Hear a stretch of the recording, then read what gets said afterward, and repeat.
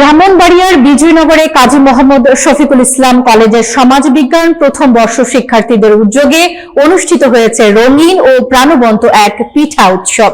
ব্রাহ্মণবাড়িয়া প্রতিনিধি মোহাম্মদ সাদেকুল ইসলাম জানান, বুধবার সকাল থেকে কলেজ প্রাঙ্গণে শিক্ষার্থীদের পদচারণায় উৎসবমুখর পরিবেশ তৈরি হয়। নানা স্বাদের পিঠা, দেশীয় সাজসজ্জা ও শিক্ষার্থীদের সৃজনশীল প্রদর্শনী পুরো ক্যাম্পাসকে যেন এক মেলায় রূপ দেয়। পিঠার স্টলে ছিল পুলি, পাটিসাপটা, ভাপা, চিতই, দুধ চিতই সহ ঐতিহ্যবাহী অসংখ্য আইটেম। উৎসবের উদ্বোধন করেন কলেজের অধ্যক্ষ হাফেজ শফিকুর রহমান।